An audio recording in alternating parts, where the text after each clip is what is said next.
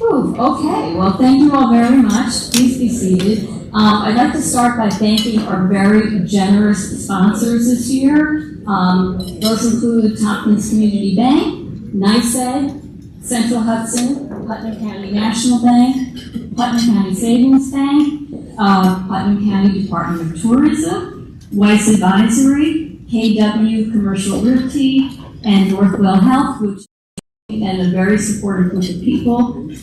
Dominic Aquino, who is leading us with the pledge, is our chairperson this year.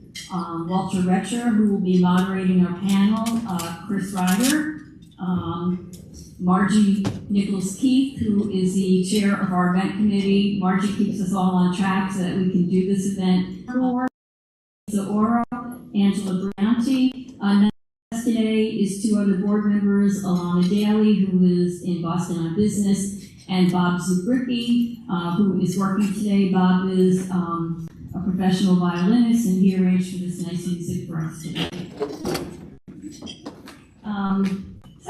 We also have some members of our legislature here. Dan Birmingham's here. Bill Goulden is supposed to be, there's Dan. Bill Goulden is supposed to be here, and Amy Sage, who's the chair of the Ledge, is on her way.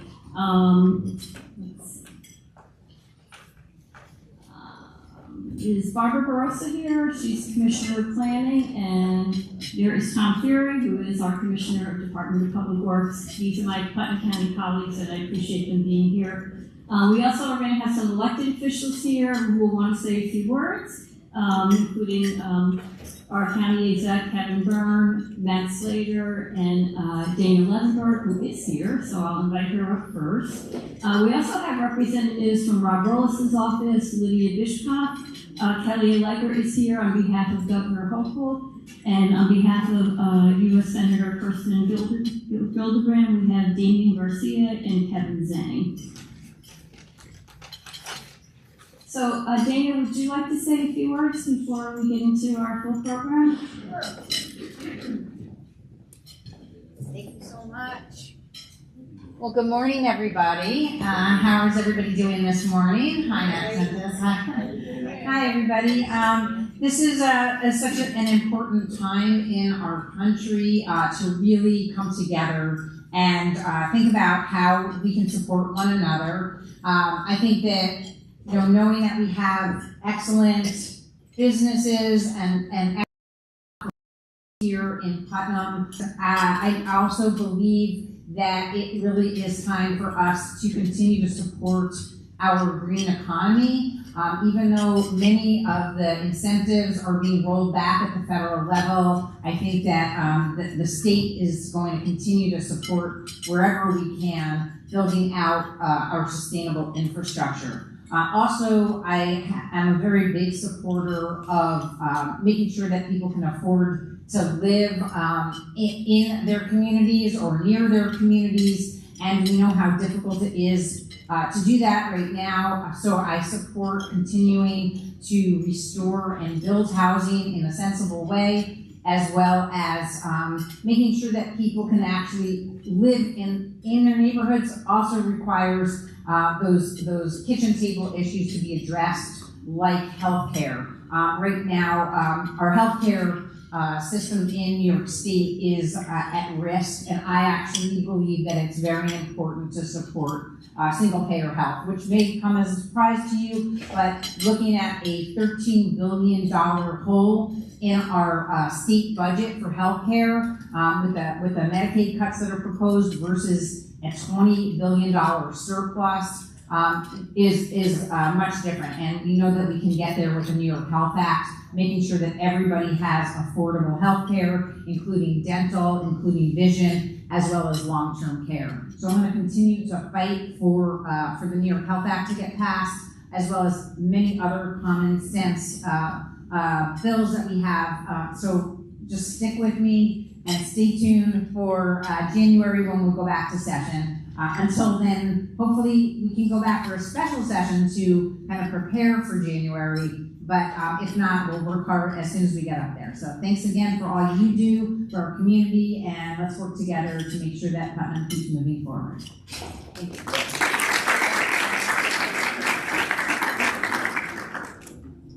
Thank you. So pressing on, we've had a challenging year since we were last together in October. We've had some setbacks here in Putnam County. The Brewster revitalization, Brewster Crossings, is on hold after the sudden unexpected death of Joe Cotter from National Resources. The Alexandria, the foundation, the Glenida Distillery, that project also appears to be on hold. Their founder, Nagwa Salamid, also passed away quite suddenly this year. What else is on hold? Brewster Yards, they're still looking for financing, even though they downsized. It's been approved for a while. But we've had our share of triumphs as well. The Hudson Valley Shakespeare Festival, their open air permanent structure in Phillipstown. They've broken ground for that. It's a wonderful shot in the arm for tourism and for arts and culture in our area. The two enormous warehouses, one is 315,000 square feet, the other is 618,000 square feet on Pugsley Road in the town of Southeast. They are both open. The smaller one is now leased to a Lesser Evil, who's been bought out by Hershey. They will be purchasing that building, and Lincoln Logistics is still looking for tenants for the larger unit, which is very unique because it's absolutely ginormous. Ace Endico, which is, I believe, Putnam County's largest private employer, they completed another 100,000 square foot expansion this year, and they continue to grow, and they're just wonderful neighbors and wonderful employers. Volks Cloverleaf, that's open now at the intersection of I-84 and 684, and it's a staging area for enterprise rental cars. And we have some great projects coming down the pipe. There is an Adirondack style hotel, 120 rooms planned in the town of Patterson. And the New York State Police plan to build a 6,000 square foot New York Troopers barracks in the Highland Center, right off of I-84 and Route 312. Excuse me. So the mission of the Putnam County Economic Development Corporation is to promote economic vitality, to retain, grow, and nurture existing businesses and attract new ones, to broaden the county's tax base, provide employment opportunities for county residents. We're big proponents of infrastructure improvement. If you don't have infrastructure, you can't attract large businesses. Also big proponents of repurposing vacant buildings and Main Street revitalization. There have been some challenges, and we face great uncertainty. I guess we're waiting to see whether our government shuts down tonight at midnight. We have the impact of tariffs, which I don't even think we all know how that's going to pan out. I mean, when I hear that the tariff on Brazilian products is 50%, I immediately start hoarding cured K-cups because I know I don't want coffee to cost $10. So there's a lot of there's just a lot of uncertainty. How is AI going to affect us? Is it going to eliminate our jobs or just make our life a dream? So with that, we simply need to be strong, we need to be smart, we need to be resilient. We need to be able to pivot. We've done it before during COVID, and we'll be strong and come out of this well now. We have a great program for you today. I think I saw Matt Slater slip in, so I'd like to introduce Assemblyman Matt Slater and ask him if he'd like to say a few words.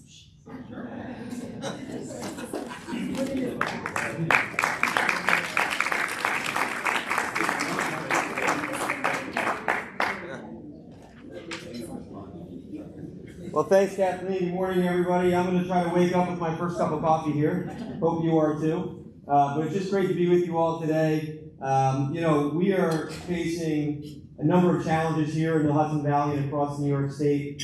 But I know together we can face those challenges head on. I see my colleague, Dana Levenberg here, who represents the western side of Putnam County. I do not see Senator Harcum, but I do see a representative from Senator Rollinson's office as well. And I know we also have a representative from Congressman Lawler's office here too. But I can tell you firsthand that you've got a great team who's standing up for Putnam County and making sure that you have the resources to tackle the challenges ahead. Personally, I've been focused a lot on the transportation aspect of things that I know is crucial for Putnam County. From my personal standpoint, state roads are the main arteries for my entire district. And I think it's critically important that we have enough resources and funding to tackle the infrastructure that we need. Region 8, which is the Hudson Valley region, has the worst rated roads and bridges in all of New York State. In the meantime, we do have the most laned highway in New York State and the most number of state bridges in New York State. So we need a lot of help from our partners in Albany to make sure that our region is getting the resources it needs to tackle our crumbling infrastructure, which is a key component to economic development. I was with the realtors yesterday down in White Plains, and we talked about the correlation between economic development and making sure that we have the infrastructure to support our growing economy. And our roads needs to be, I think, one of the most important prioritized issues as we head back up to Albany. The latest numbers that we received from the Department of Transportation, the state has only contracted less than 25% of its annual budget for this fiscal year. And so there's clearly hurdles that we have to figure out, specifically for the Hudson Valley region. That number is actually only 7% of the allocated funds that the state has provided. 7% out of $195 million have been contracted for the Hudson Valley. So those are some of the issues that I think that we need to focus on, figuring out what the burdens are, figuring out what the obstacles are so that we can fast track these projects and make sure that our residents and our businesses are seeing the improvements that they justly deserve. But I do want to thank Kathleen for her great leadership here. Unfortunately, I'm in early, but I'm going to have to leave because I have a hearing down in New York City today for the Health Committee. That I'll be here if anyone wants to ask any questions specifically. But again, I want to thank you all for your great partnership, your great leadership, and hope you have a great morning. Thank you so much.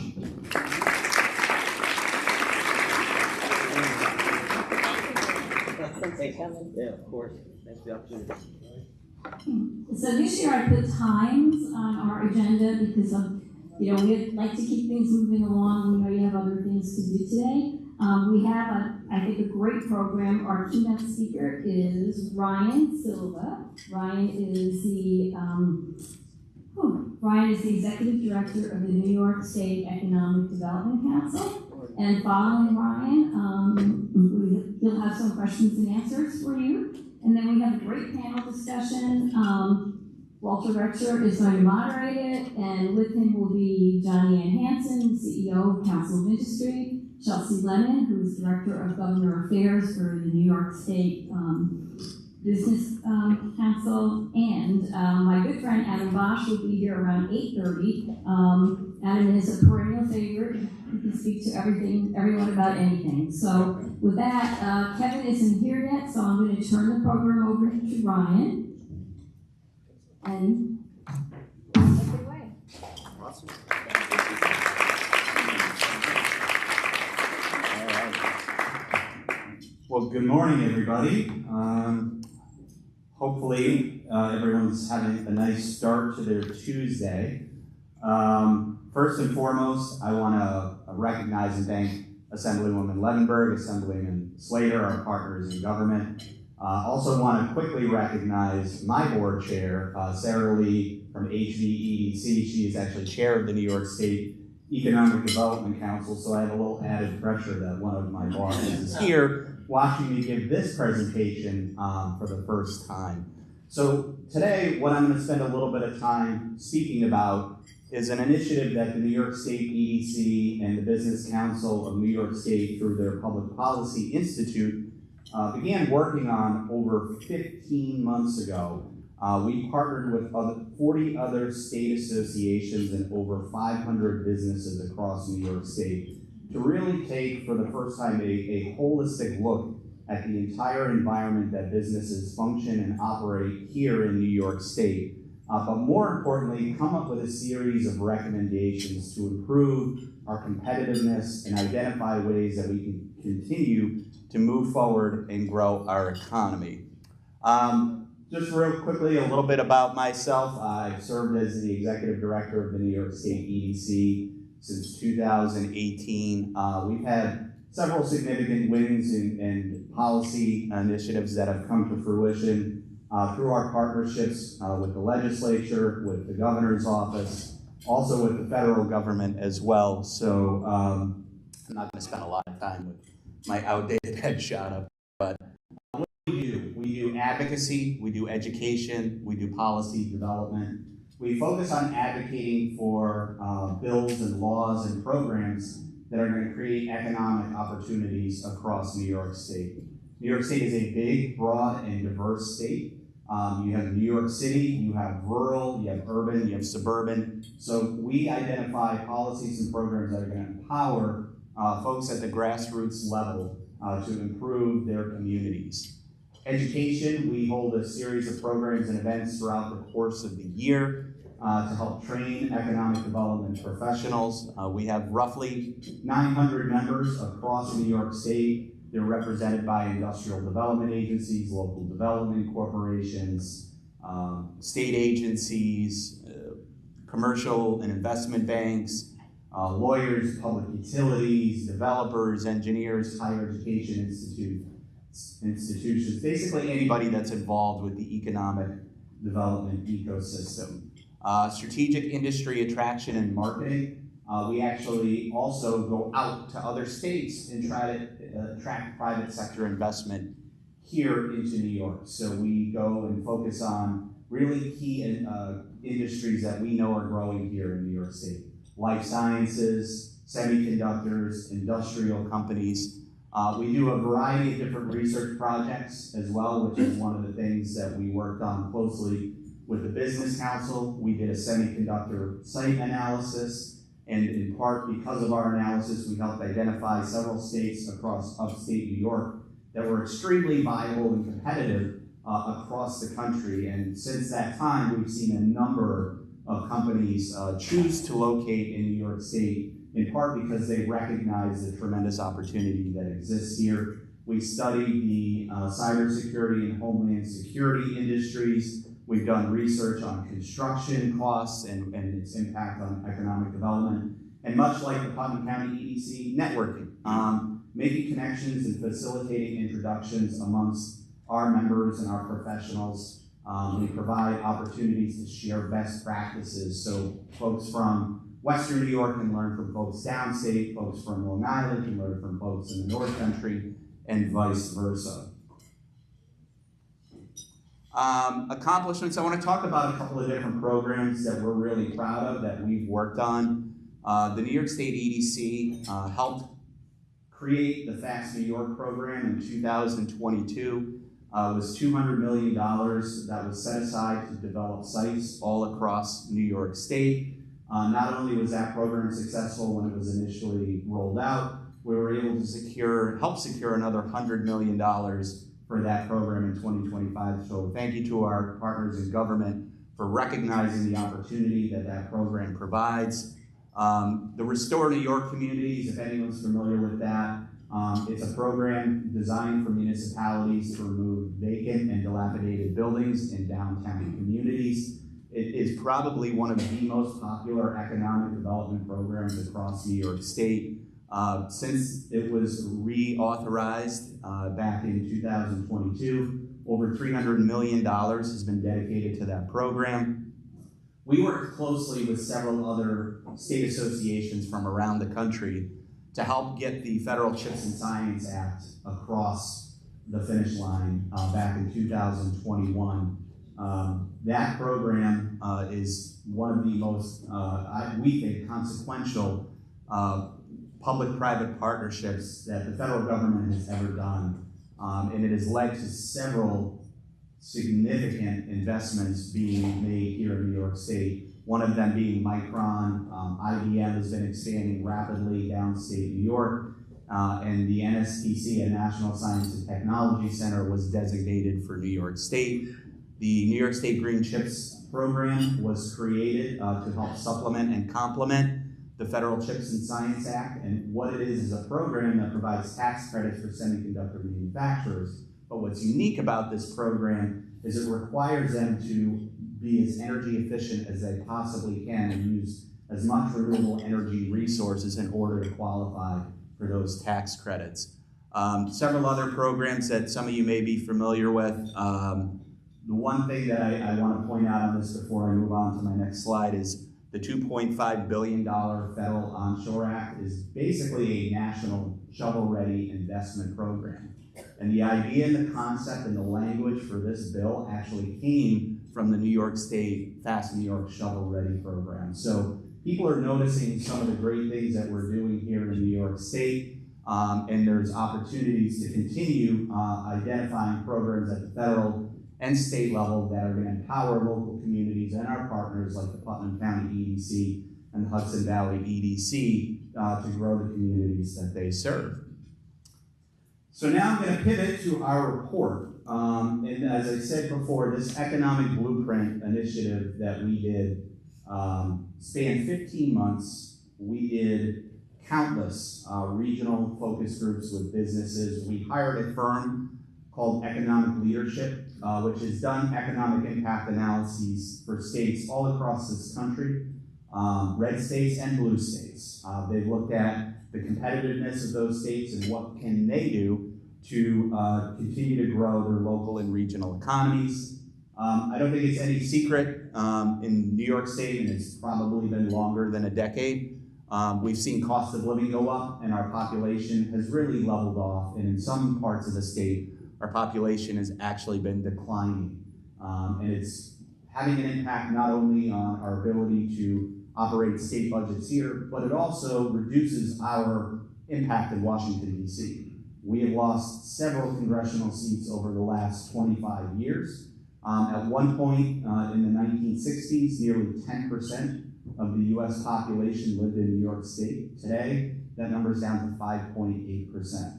So we really looked at, and we wanted to look at with our partners at the Business Council, why is this happening? What is causing New York State to lose, to some degree, its competitive edge? We looked at all sorts of metrics. We looked at population, we looked at the regulatory environment, we looked at innovation, we looked at business climate, we looked at regulatory environments. And the one number that really jumped out to me that was a little bit jarring was we've lost 9.6 of our prime working age population since 2005. If that trend continues, we're going to lose an additional 725,000 workers over the next 20 years.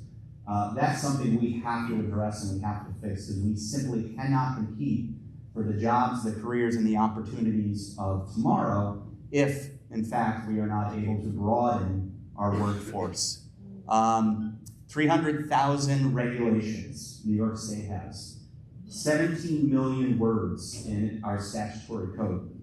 It's second only to California. There are some things to be good, to be second behind California in regulatory environment. We don't think is one of them.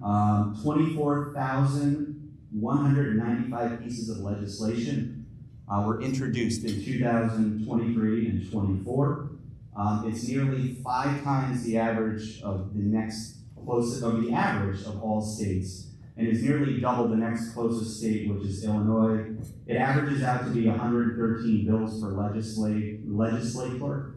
Assemblywoman Levenberg and Assemblyman Slater, I didn't count how many each of you had, but needless to say, there is an enormous volume of legislation that organizations like the EDC, the Business Council, chambers of commerce at the local level have to keep track of. And there just simply isn't enough bandwidth for all of us to be able to identify every piece of legislation, every regulation, what kind of impact it's going to have. And on the plus side, our job growth in New York State has been about 7.23%. Sounds good, it means we're moving in the right direction. The national average during that time frame was 12%. So clearly there's an opportunity for us to continue and expand and grow our job growth capabilities here. One of the things that jumped out to us was really around the finance industry. Finance industry saw 17% growth in New York State. The national average was 24%. And there was an article this morning, today, that I was reading on my way here. JP Morgan Chase actually employs more finance jobs in Texas than they do now in New York State. That to me, New York State is the financial capital of the world. We should be doing everything we can to continue to support and grow the finance industry, not only in part because of the great jobs it creates and the great salaries it pays, but it broadens our tax base. That's what allows government to be able to do the things they need to do to increase the quality of life across New York State. So in part, we did two sort of activities. We wanted to do a quantitative analysis of New York, and then we wanted to do a qualitative analysis. So the quantitative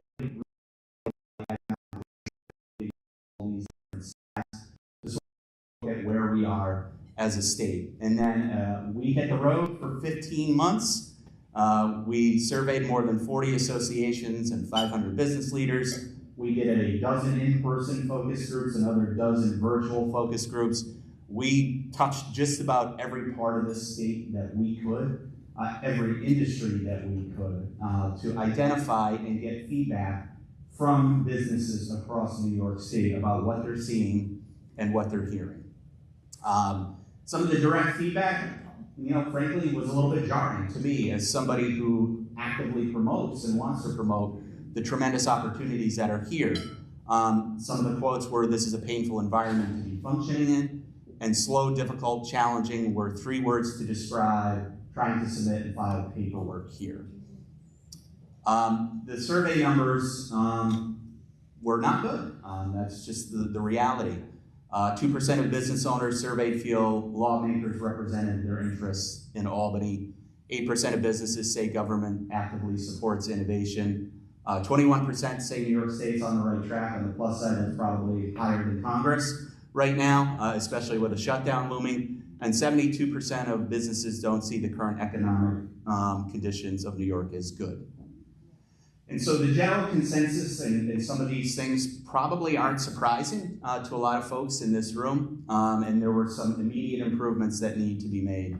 The number one thing we heard, whether we were in Brooklyn or Buffalo or Babylon, New York, was a prohibitive regulatory and legal environment. The high cost of doing business is something I think a lot of businesses, a lot of residents recognize, and folks are willing to pay, I think for the most part, with quality of services. But again, our cost of living is something that we fundamentally need to address, our affordability in doing business. A lack of coordination amongst agencies, communication and accessibility, a lack of the digitized public sector. And this was the one that sort of stood out, and there was a really good anecdote that was said to us when we were out on the road. And this was somebody from upstate New York who was ordering pizza. Downstate, we order local pizzas. We have really great Italian food, downstate great pizza, but this person in upstate said, "I can order pizza on my phone. I can watch that order be completed. I can watch them start to make it. I can watch it when it goes into the oven. I know when the pizza is done. I know when they're preparing and doing quality inspection. I know when it's in the car, it's on its way to my house. I submit paperwork for reimbursement. I submit a permit, and it goes into an abyss. I don't know if I'm supposed to follow up with an email. I don't know if I'm supposed to follow up with a phone call. I'm not able to navigate this maze that exists out there." So there's a real opportunity, we think, to modernize our public sector. The population loss, again, we already sort of talked about. And the one thing that's really been jumping out a lot across the board is the energy policy. I think the vast majority of New Yorkers support renewable energy, whether it's wind, whether it's solar, whether it's the hydropower that we generate, whether it's offshore wind. But there's a recognition, especially with the current environment that we're dealing with, that many of those projects that we were relying on to hit our CLCPA goals are going to be delayed for the foreseeable future. So in the interim, what can we do to ensure that we literally keep the lights on, but we plan for all this economic development that we know is happening all across New York State? The New York Independent System Operator has been very vocal about the fact that we are just not generating enough new energy as we're retiring a lot of the fossil burning plants across New York State. So what can we do in the interim to make sure that we have affordable, reliable energy? So some of the changes that need to be made based on the research and work that we did was reduce state and local government regulations, where we can reduce business taxes, take a more active role in business retention and expansion efforts, a greater emphasis on addressing energy issues, and just general better overall support for small businesses. Now, I spent a lot of time certainly pointing out some of the challenges. I want to highlight some of the general optimism that is out there. Every region we went to agreed that there's great things happening regionally and locally. The collaboration and associated successful outcomes that are being led from the ground up, reinvigorated by the new industry opportunities that are happening here, particularly in manufacturing, semiconductors, life science, and quantum. The quality of New York State's public education, K through 12 and post-secondary, really is second to none. We do have some of the best education resources for our kids all across New York State.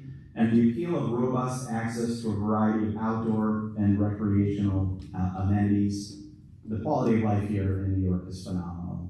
We have urban, suburban, rural, we have oceans, we have mountains, we have skiing, we have surfing, we have professional sports teams that are competitive. There are a lot of great things that are happening here in New York State. And the general consensus from the business community is they want to continue to grow here. They want good strategic partnerships, both publicly and privately. So some of the priority recommendations that the New York State EDC and the Business Council are going to be advocating for, one of the things that we really want to focus on is how do we modernize our regulatory environment. And so we're recommending that we utilize Empire AI, which is one of the signature state initiatives that the government, the state have promoted over the last 2 years. Let's plug our regulatory environment actually right into AI, and let's look for redundancy, duplicative wording, and a contradiction of existing laws. And this has actually been done. The state of Ohio had a common sense initiative, CSI for short, where they utilized a tool by Deloitte called Reg Explorer, and they plugged in their entire regulatory environment into this AI system. They were able to remove 2.2 million words from their regulatory code. And in the process, were able to save upwards of 75,000 hours of labor by doing this. So we don't have to reinvent the wheel. We can take things that work. We have the tools and resources to do this. And we think this would be a great way to utilize one of New York's signature assets in Empire AI. Bring back the Governor's Office of Regulatory Reform. I don't like the acronym GORE. That was from many, many years ago. But the other opportunities, appoint a regulatory czar in the executive chamber to review and conduct economic impact studies on any new regulation that gets introduced. Make sure that any new regulation that's introduced doesn't directly contradict some of the activities that other state agencies are looking to do. On one hand, if we're really promoting site development, we should create an environment that is conducive to getting permitting, getting approval, and making sure that those projects come to fruition as quickly as possible. Updating seeker, anyone who's dealt with permitting and zoning knows that seeker is a bear to overcome. It's something that is impacting housing, renewable energy, manufacturing across the board. So is there a way to take a look at how do we streamline and fix seeker so that it's more friendly and conducive to growing the economies that we prioritize here in New York State. And repeal the scaffold law. The scaffold law is 125 years old. New York State is the last state to have a law on the books, and the challenge that scaffold law is creating is that many small to medium-sized construction companies simply can't get insurance anymore. So scaffold law really makes it challenging and difficult. It provides this large layer of oversight and regulation around construction site accidents and injuries. And while it has been effective in some cases in reducing the number, the cost of it has made a lot of projects financially non-viable. And it's really hurting the small to medium-sized companies that really aren't able to compete for the jobs that they know they're fully capable of doing here in New York State. Some of the other recommendations that came about from the survey is convene energy providers, regulators, and developers to identify solutions to our energy capacity and affordability needs. Something that I know is being talked about a lot locally, but also being talked about in Albany and nationally. Create opportunities to invest and expand quantum networking infrastructure to connect quantum assets around the state. We know there's pockets of success happening. I know in Westchester County, particularly in the Hudson Valley, quantum is huge. How do we leverage the activities that are happening all across the state, similar to what we're doing with life sciences, similar to what we're doing with the semiconductor industry? Childcare. Anybody and everybody who's had to deal with the childcare challenges knows this is something we need to address. So we need to create more childcare options, explore new solutions for increasing the number of childcare facilities and training providers. And we also need to start looking at some of the regulations around childcare that makes it burdensome to create new opportunities, including staff-to-child ratios. Workforce development, we know we have probably the best, if not the best, among the best workforces across the board in New York State. And we have tremendous programs to support apprenticeships, to support industries that are growing. We need to create an ecosystem map of all the workforce development organizations and programs across New York State so that we can help people navigate and facilitate the opportunities that are out there for them to better improve their economic outcomes. And then finally, we need to reinforce the importance of a fiscal impact analysis being included as part of all new legislative and regulatory proposals, really taking a look at not just the direct impact of the state operating budget, but what is its actual impact across the board and on the ground in New York State. Those are a handful of the recommendations. If you take a look at the report, which is online at the PPI website, there's upwards of 40 recommendations that exist in this document. And really the onus is on us as economic development professionals, leaders, and partners in government to work with the legislature, work with the governor's office to say, okay, we've helped identify some of the challenges, now let's come together and identify what are the opportunities to work together to implement some of these practical reforms to improve our competitiveness. The reality is that this has been 25 years, the regulatory environment, the cost environment, the population decline that exists out there. So now is an opportunity for us to come together and identify ways to address it and to fix it. And that's what the New York State EDC and the Business Council are going to do.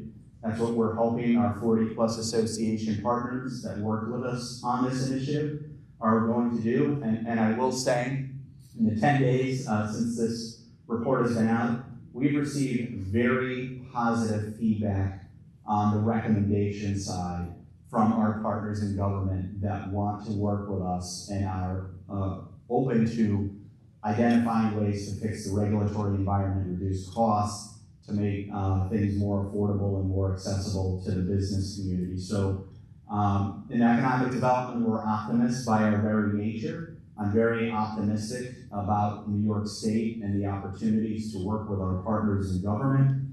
And we look forward to working with organizations like the Putnam EDC, the Westchester Business Council, the HVEDC, to really identify some of the things that we can do over the span of the next legislative session, and frankly, years to come. This initiative wasn't meant to be a report that's just going to sit on a shelf.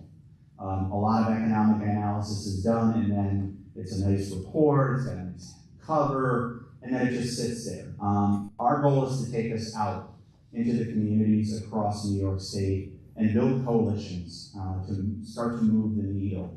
And we're going to create a dashboard, and it's not going to be just limited to some of the things that we've identified here. We want to hear from our partners all across New York State about best practices and ideas that we can utilize to help implement and start to move the needle, as I said, a little bit on some of the challenges that exist out there for us. And we know this isn't going to get done overnight. You have to sort of not try to boil the ocean. So we're going to focus on a couple of these items and work with our partners in government to create a higher quality of life and better economic outcomes across New York State. So with that, I probably went a little shorter than I anticipated, which leaves more time for some questions. So I am happy to take questions from the audience if anyone has any questions, or even just general comments and feedback. Yes, sir. So with the power deficit in New York State, and clean renewables, the science isn't quite there yet with the conversion of wind and solar power and that having to be converted into power that's ready to go on the grid. And outsourcing power to Iowa and Illinois and buying power, the extension cord down the Hudson, which is owned by a Greek conglomerate, might as well call that guy Zeus. We're putting faith into AI tech. There's not enough power on the grid. We're talking about converting all the properties to electric properties. We have an infrastructure electrically that hasn't been updated since post-Korean War, old lines. So the state really needs to generate power locally, be it green, be it domestic, not only for state security. We talk about affordable housing and losing 4.2 million people.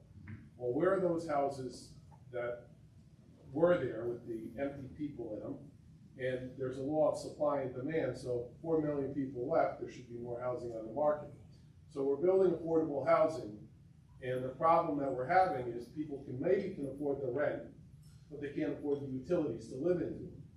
So what are we doing statewide to generate more power on the grid? It's like you drive to Ohio from New York, you run out of gas. Are we expecting the Ohioans to fill up our car for free?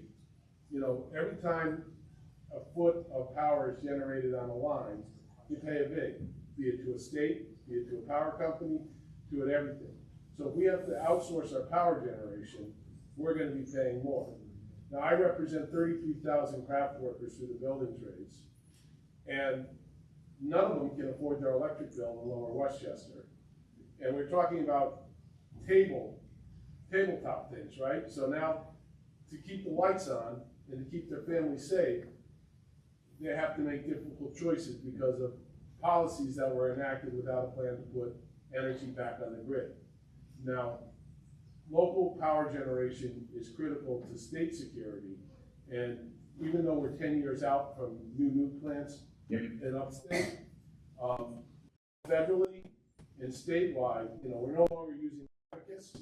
So with your report, I do appreciate your report because it's the first time I felt like I was talked to like I wasn't an idiot and told everything was fine. So your report was great, but we need to do local power generation to reduce the cost, to provide critical infrastructure for AI and for all these green initiatives that are being put in. We also work very closely with utility companies, Con Ed 1 and 2. They're putting in charging stations for EVs, but with the power shortage on the grid, they're putting in diesel generators to power those cars. So it's counterintuitive. So does the state have a plan to fast track energy generation, be it traditional, or create more plants that they can convert the green energy to the proper voltage and sine waves to put back onto the grid to sell to the consumers locally and cheaper? Yeah, I agree with everything you said, holistically, and I truly do, right? We need to build more. We need to build more housing, we need to build more utilities and energy. And it's objectively true that we are not bringing enough renewable energy onto the grid as we're retiring some of the fossil fuel plants. The New York Independent System Operator, who does a quarterly report every year, or quarterly report every 3 months, is getting ready to release a new report, and I would encourage folks, I think tomorrow's October 1st, right, to take a look at that next report. And they're really concerned about the reliability aspect, and I was speaking with one of their executives over there, and he was telling me that when we had that really bad heat wave in June, where it was 3 or 4 straight days of like, I don't know, it was 100 degrees or something, on the third day, our reliability supply was completely shot. they actually had to go out into the open market and purchase natural gas at market rate and have it trucked into New York State and then dropped into the system. The cost of that, the emissions from all of that, creates a self-defeating purpose with our CLCPA goals. And I want to emphasize that our CLCPA goals are noble, and we have done an amazing job in the 6 years since the CLCPA was enacted in bringing large quantities of renewables onto the grid, offshore wind, solar, hydro. So the fact that we are not meeting our deadlines and our timelines should not be viewed as a failure, because it's not. What we really need to do now is, as you said, look at the economic realities in front of us. Do we have a grid that is going to support all electric buildings beginning in January of 2026? I know the state is working on an energy plan right now. Actually, right after this, then I'm driving to Syracuse to talk about nuclear and some of the other options. But I think right now, I would encourage folks to read the state energy plan. It's a little wonky and techy, probably way above my pay grade, but I believe the state understands and recognizes the challenge that we're in around energy right now, and our hope is that we can adjust the timelines on some of our goals while still trying to achieve them, so that we don't run into this issue where energy prices continue to significantly outgrow wages here in New York State. So I don't know that there's a silver bullet answer, like, hey, we need to do this one thing, but it needs to be an all of the above. We need to look at nuclear, we need to look at renewable natural gas, we need to modernize our current infrastructure system and our delivery system. We need to invest in battery storage. All of those things, and we talked a little bit about infrastructure earlier, is significant and really needs to be a focus of the state over the next couple of years. So now I got a softball for you. All right. So, EDC, I sit on one of the best IDAs in the state with some of the best fiduciary policies in the state and protects the Putnam County taxpayers, probably more than most IDAs do. So one of the problems I'm having with state, local, and municipal government in Putnam County is we have local businesses that are struggling to survive. They own a house in Putnam, they own a business in Putnam. They're both paying taxes in Putnam on the business and on the house. Yet the state, the municipal government, and local government, state, municipal, they're outsourcing some of the purchasing out of state to states like North Carolina, Texas, Florida, to buy products. So wouldn't it behoove the EDC and IDAs and state and municipal governments to help domestic mom and pop table issues in Putnam, to have a policy whereas if a state or local business is within 15% of the outsourced policy, that the municipality would use a local business? Because when you're paying taxes both in Putnam County for a property and for a business, your tax liability could be $35,000. And if your business taxes are higher than South Carolina or North Carolina or Texas, then you have to pass that on to the consumer. So a 15% window to support local Putnam County business or any local state business, if lawful, would be a big help and boom for the industry. Yeah, I appreciate that question, and it's actually not quite as much a softball as I appreciate that. The New York State EDC encourages every IDA to develop local labor policies, and I know many of the IDAs downstate particularly have robust local labor policies where you have to have a certain number of local workers. When it comes to products, goods, and services, at least what I've heard from some folks is that requiring organizations or businesses to purchase a certain number of goods from within the state could potentially violate interstate commerce law. And that's one of those things where it can be included as a best practice. And when it comes to the value of an abatement, can certainly make sense. And also, again, I think it depends on which county you're located in. County like Putnam and some of the downstate communities probably have a lot more of those types of companies they can draw from and work from. Other counties and communities in other parts of the state may not. So I think we encourage our members, and I think to the degree we can without putting something in statute that may or may not pass the initial legal test, is encourage them to buy local. I encourage everybody to work with your local business partners as much as you can, because you're all supporting each other. Yes, ma'am. I hope mine is an easy question. Just a question about our changing population. Is there a particular age that is leaving versus staying? Just wondering what that curve looks like for New York State. Yeah, I mean, well, Adam's pointing at me and he's like, I got this one later, I'll talk plenty about that. The population's aging to some degree, which is interesting why the working age data was so eye-opening to me. We see, and this is anecdotal because it wasn't something we focused specifically on, is people will get educated here and then they'll leave. But a lot of them are actually now coming back to raise families because of the quality education and quality of life. So what we need to do is make sure that it's affordable for them, that there's plenty of housing options, plenty of school options, etc. So I'm going to punt that question to Adam because I know he's probably better suited to answer that than me. But the fact that our working age population is declined tells me that we're missing out on a window of folks in that sort of prime 25 to 45 range that we want to keep here as long as we can. And then frankly, retirees, we want to make sure we keep them here as well to create an environment that they want to retire and live in here. Yes, ma'am.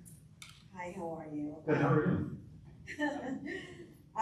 As New York works to improve the overall business climate, how did you see AI adoption and growing cybersecurity threats shaping the competitiveness of the state's economic, and what role should economic development organizations play in helping business adapt to these challenges and responsibilities? Wow. And That's a great question. I am certainly no expert in AI myself.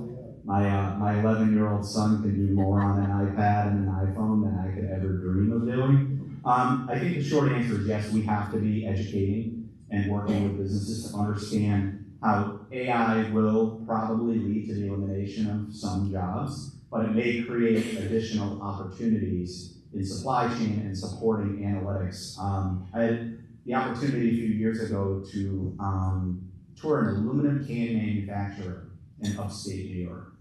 A company located here about 10 years ago. It was the first expansion they had done in North America in 25 years. And you think aluminum can manufacturing, right? Like this is blue collar, hard hat. It's all digitized. The people that are working on it, it's like a NASA computer they're working off of to get all of these things working. And those are extremely high-paying jobs. The thing about AI that I think we need to be cognizant of, and we need to EDC and our partners work with the state on, is this push for data centers and the massive amount of power it's going to take to power these data centers, which then in turn impacts our housing, our local utility bills. But at the same time, we want to be on the cutting edge and competitive with quantum, with semiconductors, and all these other industries. So the long-winded answer to your question, and now the shorter version is, yeah, the state has to work with small businesses to help them understand how to navigate and how to utilize AI, where it helps and it can be beneficial, because the reality is it's coming. I don't see that genie sort of being stuffed back into the bottle with AI, so it's more how do we adapt, how do we prepare for the future, and how do we work collectively, publicly, privately, and frankly academically. We have some of the most amazing academic institutions here that can probably help small to medium-sized businesses understand the impact that AI is going to have on them. So I think we need to help facilitate those relationships and connections. Yes, ma'am. Thank you for the discussion. I really appreciate it and the talk. One of my pet peeves, and I'm on a planning board, so I shouldn't feel this way at all, is the pilot programs. Did that come into play? I feel like residents are often sold a bill of goods. They're told this operation is gonna be great, it's gonna bring jobs, it's gonna bring lots of tax dollars, it's gonna do this and that, and the long and short of it is, then they applied for a pilot program. The schools in our district, anyhow, that money was spent because they know it's coming in, so our taxes never go down, as you know. And I think this is, obviously, taxes are a huge affordability and quality of life issue. So did pilot programs come into this at all, or was that something you did for? Not in this particular study, but as an organization that represents IDAs, IDAs abate less than 0.01% of all taxes in New York State that residents and local individuals receive or pay either at the local level or the state level. And for every dollar of IDA revenue that's abated, it creates $6.54 in new tax revenue back to the locality. I would frame it in a way that pilots do not take anything off the existing tax rolls that already existed. They pay the value and the amount that they pay over a period of time. And anyone in the business community or development community will tell you more often than not, the pilot literally just levels the playing field with our competitors in other states. As far as a cost perspective over a span of a decade, and that's before any of those other states start adding whatever sort of incentivized programs they have in order to keep businesses or attract businesses to their local community. 100% of nothing is nothing. So if a project doesn't come to fruition, there's going to be no added value on that property or that land. So I understand and recognize that the perception is that you're losing something, but you're gaining something that you wouldn't have otherwise had. And I will say the amount of work IDAs are required to do now in order to prove the viability of a project not being able to move forward but for that incentive. The number of active IDA projects has continued to go down year after year. I'd like to think it's because they're doing their due diligence and not because people are like, I'm just not coming to New York State anymore. I really hope it's the former and not the latter. So I think we need to do a better job of educating folks about that.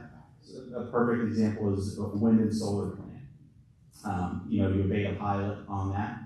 I don't think a wind or a solar plant is adding any additional burden onto the school district because they're just not producing any new students. And again, I'm saying this as a husband to a 22-year public school teacher. At no point in my life has she ever said to me, if it wasn't for the IDAs, we'd have all the economic or all the tools and resources and financing we need at our local school district. So I think understanding and recognizing the return on that investment, and perhaps we as IDAs and we as the EDC can help explain that a little better. But IDAs are probably among the most effective economic development tools that I think we have here in New York State. So would you say that a pilot program is what makes us often competitive with neighboring states and nearby states? Yeah, I mean, just say neighboring states too, because Jersey's fairly high, Connecticut's fairly high tax environment, but Orange County Partnership, who across the river did an analysis a few years ago, and I would recommend local planning boards and local IDAs take a look to it. What the price per square footage is, and Sarah, you may remember this study a little better than I do on certain types of projects, the tax dollar per square foot in New York State or in Orange County specifically versus just across the border in Pennsylvania, and then what it would be with the pilot. And in almost every single circumstance, the pilot literally just got us dead even with Pennsylvania. And mind you, Pennsylvania's minimum wage is $7 or is it $9? Significantly lower than New York State. So their cost of doing business, their cost of energy prices are significantly lower than ours. So in most cases, yes, that pilot, the payment in lieu of taxes, creates a level playing field for New York State. I love talking about pilot. pilot policy? Thank you for asking that question. I still hate it. Fair point. Yes, sir. Forgive my ignorance on this, but in capturing your data, do you focus at all on non-for-profits? Yeah, I mean, that's a great question. So in the survey of those business groups and 500 plus individuals, yes, non-for-profits were included in there. A lot of their feedback was very similar across the board. The regulatory environment that they operate in, is extremely challenging to them, but we didn't sort of want to segment out them from the general business population, at least when we were doing the survey data and research. But the non-for-profits are included in like the job metrics and things like that that were in the study. Okay, perfect. Just because in working for a not-for-profit, so I'm 20 years in the job and disabled services. I make $51,000 a year. That's nearly impossible to live in the state and the county. I think that direct support professionals or caregivers make up a pretty significant portion of New York State's workers. This is consistent throughout the state here, just underpaid. So is there anything that can be done at the state level to invest further into workers that do this? This is not an AI job that's going to be destroyed. And our elderly population is growing and our disabled population is growing. So focusing on that, I think, might be a good area of growth for New York to look at and becoming a state that prides itself on that. Yeah, absolutely. I'll grab your card afterwards, and I'd love to connect you with some of the folks in the associations in Albany that I know are working on those particular issues. Absolutely. I really appreciate that. Thank you.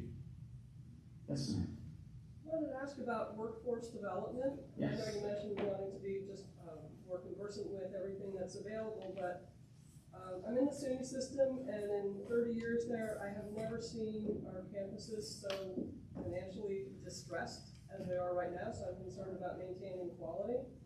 And also, as another example, New York State doesn't have licensure statewide for HVAC, and to meet the CLCPA, we're going to need technicians who can deal with propane, for example, which is mildly flammable, and other low GWP refrigerants. And basically, the baby boomers are leaving the building, and doesn't seem to be a generation of new, younger technicians coming in for infrastructure to provide the training they need. Licensing, I'm just going to say it easily because I'll tongue myself. Licensing across a variety of trades was something that came up a lot in our conversation, and sort of being able to have those licenses transferable, look at what other states are doing. We, I think, have begun to do a much better job helping younger students identify the tremendous career opportunities there are in the trades. Again, I'll point to my 11-year-old son and his technology ability. He's not going to be a liberal arts student. I just know that. So we're sort of like looking at what kind of career pathways can we steer him into. I think there's more work to be done there. And I think our community colleges, our partners in SUNY, are doing a tremendous job of helping identify folks along with the trades, that can do apprenticeships and transition to really quality career opportunities, right? This isn't just a job we're talking about. This is long-term career growth, financial stability. There's going to be more than enough work, right, in the HVAC world as we continue to transition to a newer, cleaner grid. So I know NYSERDA has a bunch of financial programs that they're utilizing to invest in workforce development. It's one of the main reasons why we said we need an ecosystem map, because there's so many great things happening across the state. We need folks all across the state to be able to access them easily and readily, so that somebody in Putnam County may recognize an opportunity in another part of New York State for a career and a job for themselves. So I appreciate the comment on that, and we're going to look more into the licensing side of things, as we continue to move forward with the blueprint. Thank you. I think I have time for one more question or comment. No more? Awesome. Am I turning it back over to you, Kathleen? Awesome. Thank you so much for the time and the opportunity.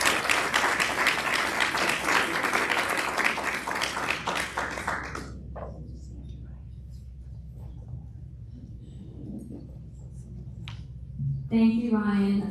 That was very informative, mind-boggling, terrifying, with some optimism at the end. And thank you for doing such a great job fielding questions. I appreciate that. Just so you know, our county executive, Kevin Byrne, did stop by before because our program was running a little early. He had to move on. So he was kind of sandwiching us in between dropping off Brayden, his child, for daycare.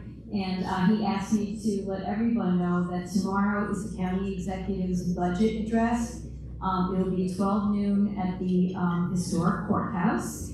And some of the things Kevin will touch on tomorrow is a major property tax cut, the extension of sales tax exemption for clothing and shoes, sales tax sharing with towns and villages, a new paramedic center, and something I wanted to acknowledge was Putnam's new on-demand transit. Barbara Barossa is here. She's our Commissioner of Planning, and Barbara was recently recognized, like last week, by Pattern for Progress for the innovation and success of this program. It really is the first, and it makes such a good deal of sense. So thank you, Barbara.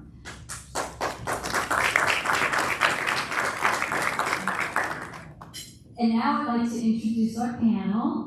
The panel will be moderated by Walt Retcher. Walter is a friend, he is a board member. He also is the founder and principal of Small Bowl Marketing, and you're an adjunct professor, I think, at Marist in Manhattanville, right, Walter?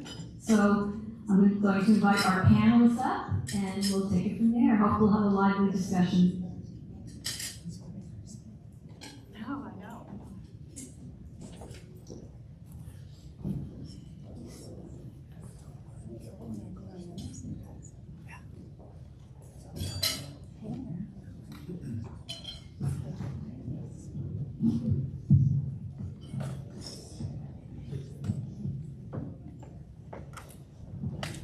Oh man, all those questions Ryan fielded got me humming now.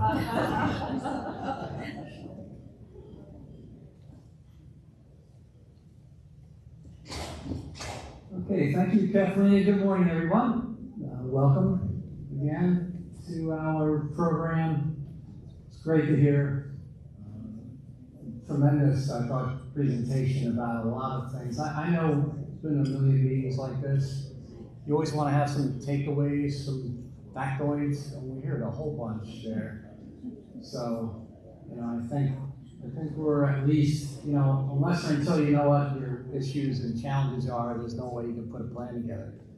So I think through Adam's presentation and now our panel of people that have their ears to the ground, everybody that's come out of this today, we hope that you've got some takeaways that you can actually implement in your own community. So, with that, I wanted to introduce our panel, starting with Adam Bosch. Adam is the President and CEO of Hudson Valley Pattern for Progress, policy planning and research organization founded in 1965. You were not there at the time. No, I was not. Not a founder. Pattern focuses its regional planning and studies on topics important to the growth and vitality of the region, including housing, downtown revitalization, infrastructure, transportation, and community planning. Began his career in journalism as a reporter and editor at publications including the Times Herald Record, New York Times, and Scientific American. He's earned 6 Associated Press Awards and has served as an adjunct professor of journalism at SUNY New Paltz. Earned his bachelor's degree from SUNY and New Paltz and master's from Columbia. Welcome, Adam. Thanks, Walter. Next up, we have on my direct right, Johnny Ann Hansen. She's the Chief Executive Officer of the Council of Industry of Southeastern New York Manufacturer Associations of the Hudson Valley. Imagine introducing himself with that title. In this role, she leads the organization's strategic direction to promote the success of its member firms and employees, and in doing so contribute to the economic growth and vitality of the Hudson Valley. Since joining the council in 2017, she's spearheaded a number of strategic initiatives designed to strengthen the regional manufacturing sector and support business expansion. These include streamlining member experiences, launching new programs and training, public-private partnerships, workforce development resource to help manufacturers recruit, retain, and upskill talent. And under her leadership, they've grown its apprenticeship program, created a manufacturing career hub, and relaunched Go Make It, a K-12 initiative designed to build early interest in manufacturing careers. We know is such a key to our future success. She's also led workforce development efforts to increase member value, peer-to-peer networking, and advocacy as well, and helps facilitate grant funding, business outreach, programming to connect manufacturers with elected officials and community partners. She served as executive director of the Hudson Valley Manufacturing Workforce Center and served on numerous regional and national boards, including National Association of Manufacturers Workforce Committee, the Mid-Hudson Regional Economic Development Council Workforce Committee, the SUNY Orange Foundation Board, the Dutchess County Workforce Investment Board. She's a proud community college graduate, holding degrees from SUNY Orange, Dominican University and Marist, here, Mountain Ash University, and teaches leadership and human resources adjunct at SUNY Newport. Welcome, John Yang. And finally, Chelsea Lemon. Yes, she's in the middle. She's Director of Government Affairs. She's responsible for issues related to healthcare, insurance, financial services, and antitrust. Prior to joining the Business Council, she served as Legislative Director to New York State Senator Jim Cochran and Committee Director to the Senate Standing Committee on Local Government. In this role, she's overseeing the Senator's policy agenda, managed all aspects of the committee. In addition, she has held various roles within the Senate Democratic Conference, serving as senior advisor to key members, and worked in the public and private sector, including previous at J.P. Morgan. She earned her degree in government and history from St. Lawrence and resides in the Capital Region. Welcome, my panel. So, as you can see and hear, great assembly of people today, and a perfect follow-up to what Adam had to talk about. So we'll kick it off with starting high level. Based on Ryan's presentation this morning, what do each of you see as the most urgent challenge or opportunity for improving the climate here in New York State today? Are you guys looking at me to bat lead off? All right, I'm batting lead off. So I'm happy to answer a lot of the questions that folks asked Ryan as well. Some of those are sort of in our bailiwick. So Pattern is the regional planning organization for the Hudson Valley. So it's nice we get to look out over 9 counties, help with a whole bunch of regional planning tasks, and we get to look at a lot of the demographics and other changes that are happening across the region, just to sort of ask, like, what's the trajectory of the Hudson Valley? Okay, and some folks asked about workforce training, which is sort of a workforce quality question, right? My bigger concern is workforce quantity, okay? Because all the data show us that we have a workforce quantity problem coming up over the next decade. I went in the room over there and looked up some of the data I had written down on this wonderful sticky note before I left the house, just so that I can share with you. Let me start with where it all starts, which is kids, right? Across this region, our birth rate is down significantly, and that's consistent with what's going on across the country and across the globe. The replacement birth rate is 2.1. That's the number of kids a typical family needs to have to keep global, national, regional, and statewide populations perfectly flat. We're at 1.53, okay?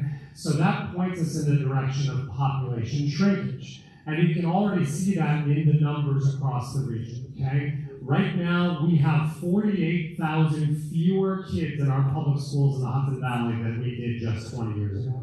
It's 47,900 and something. It's 48,000 fewer kids.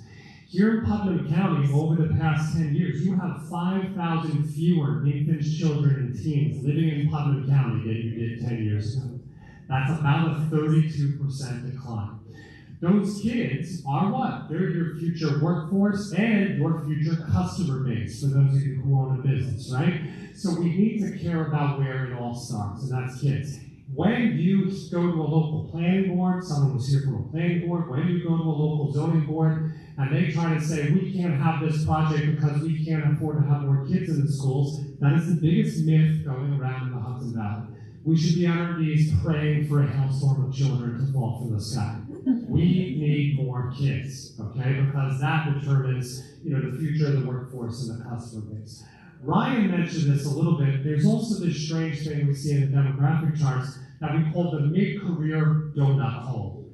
In the 35 to 55 range, we've also seen about a 15% drop in the number of people living across the 9-county region. And of course, all of you know, we're seeing about a 30% increase in the number of senior citizens over the past decade. So when it comes to what Ryan presented and some of the questions I heard, one of the things I think we need to wrap our mind around is not that we have a workforce quality issue. We have great workforce training all over this region to do anything you want to do. We have a workforce quantity issue. And the data show that we're going to see our regional workforce shrink by about 100,000 to 125,000 people over the next 10 to 15 years. Last thing I'll say before I pass it out to Walter, a lot of that has to do with housing, right? We need to make sure that we are supporting housing for people across the full spectrum of incomes, all the different typologies of housing. No, there's not only two types of housing, homes and apartments. There's an entire spectrum of housing that fits between those two things that can help meet the needs of the workers that we want in our region. And you've all heard me say this before. Some of you, this may be your first time at Putnam County Economic Development Corporation event. I'll say it quickly. My dad worked at ShopRite for 48 years. My mom is a medical records clerk. There's not a single person in this room that doesn't want to see that their grocery store shelves are fully stocked and that their medical records get transferred tomorrow when you call the office. But the thing that we are not very good at is saying that if we want and need those goods and services, then we want and need the people who provide them to us. And if we want and need the people who provide them to us, then we 100% want and need the housing that allows those people to be our neighbors. Otherwise, those services start to disappear. They go few have to travel farther to get them, or they become a lot more expensive. So those are two of the biggest economic development factors I see in our region right now: workforce quantity and our ability to just get over some of our challenges related to housing to make sure that the workforce we have and the workforce we want has a place to live in this region to provide us with those goods and services. I'll just add to that. So at the Business Council, we really see our biggest challenges in the future and going forward as affordability. That is the buzzword right now in Albany. Everyone talks about affordability. They're not talking about it in the sense of our business climate and how that translates to the prices that consumers are paying every single day. This idea of abundance has also kind of taken hold in Albany. And so we have all these lofty things that we have to tackle. We have to tackle housing, we have to tackle energy, but we're also implementing policies that are getting in our way of accomplishing those goals. Okay, I think you guys covered it, but I'll add to that a bit of efficiency, because I think there are a lot of people who know what needs to happen, but the self-imposed complexities that you mentioned make all of them seem insurmountable because of the obstacles. So I think that's a piece of it, just the efficiency of all that together. And then I think, what we have as an advantage is why people would want to work and live here, and as a disadvantage is how hard it is to live and work here. Yeah, and if you don't mind, Walter, before I just want to double down on something Chelsea said. There are two things related to what I discussed that affect that affordability, okay? One is, if as your workforce shrinks, there's more competition in the labor market. That drives up the cost of labor, which in turn drives up the cost of goods and services and affects affordability. I forget the second one, so I'll share that one for now. If I have a brain zap, I'll let you know what the second one is. There's so many questions. We're going to get to We will get to them. Great opening for sure. So next question, again, in general, the three of you, how would you assess the overall competitiveness of New York State for business investment, especially comparing to neighboring states? Well, so going off of our report that we did with the state EDC, we are dead last in competitiveness. So when you look at, different factors that go into that, obviously out-migration and taxes are one of the top things that you look at, and we're 50th out of all of the states in both of those areas. And so that's really something that we have to take a look at. And to Ryan's point, he was talking about regulations. I'm going to sit here and talk about regulations. There's over 300,000 regulations on the books. Clearly, there's a lot of them that are outdated. There's other states that have tackled these issues. You mentioned Ohio. Arizona also has a program where they're mandated to look at their regulations every 5 years. And over the past 2 years, they've gotten rid of, I think it's like 1,100 regulations that are outdated or redundant or, just don't work together with one another. And so I think there's a lot of policy ideas that we want to put forward, but we also need to think about them in practicality. And sometimes, that is what we struggle with. I'll add to that a little bit to say, I guess maybe redundantly, the difficulties of access. We talk about access at that fundamental level, but I don't think we talk about access in terms of, there are programs that are really strong and they are very, very complicated to get. So as a manufacturing association, we talk to 120 manufacturing employers throughout the region, and we tell them about really great programs that are offered, and a very large percentage of the time they're just like, I just don't even have the resources to take advantage of those opportunities that are there. So I think your point about regulation and all of those complexities, I think that continues to be a big burden to overcome, even if those resources are there, just getting to them. And I think that also goes to what Ryan was saying about modernizing the public sector. When you submit an application, it shouldn't just go into this black hole. There should be a process there. You should know where things are going. When we were kind of touring the state, there was a school district that was talking, this is not just a business-related thing. This also, applies to local governments. There's a school district talking about how they had projects, and they, have to go out to the voters and get approval for those projects. But when there's so many delays because the process isn't modernized, the cost of their project went up double. And so then they have to go back and explain to the voters why this is costing them more, and it's not at their fault. Yeah, well, Walter, I'd double down on something Chelsea said, which is one of the ways we can gauge competitiveness is when our people leave this region, where are they going? And the number one destination they're going to happens to just be the neighboring counties and the neighboring states. And we did an analysis for Rockland County as part of the housing action plan we built for Rockland County. If you just moved over the border to Bergen, New Jersey, just the minute you step over the border, you save $5,600 a year on the big three taxes: property, payroll, and sales. Right? So that's tough, right? The other thing that I think is worth mentioning is we have a lot of great development projects right now in the pipeline across the region. Some of them are job attraction, retention, and growth projects. Some of them are housing projects.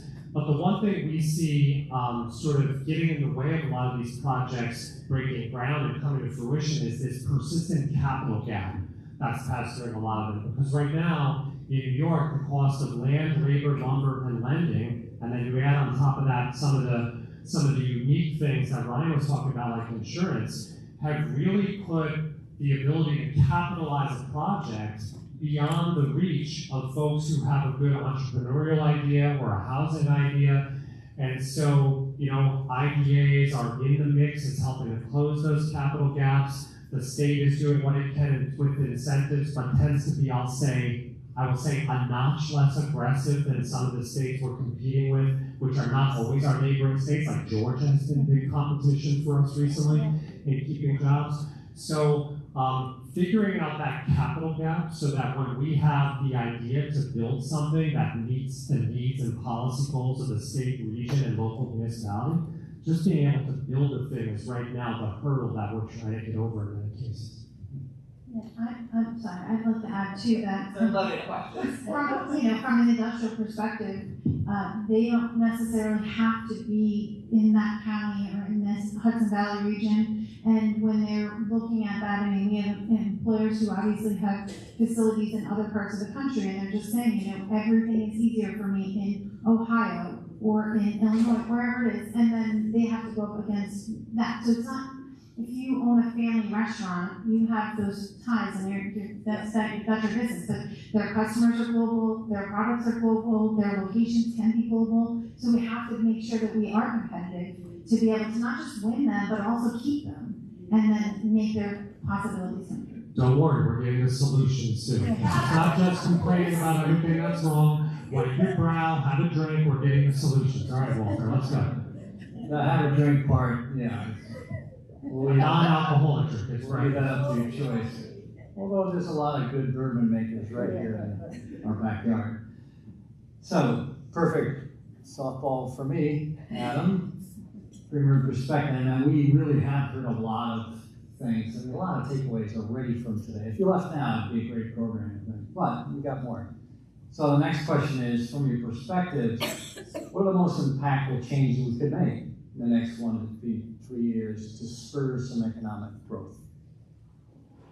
So you guys want to go first? All right. So what are we seeing right now? Across the region, I would say about 90% of the development we're seeing right now is in our downtowns, in our highway corridor towns. Okay, that's just a fact.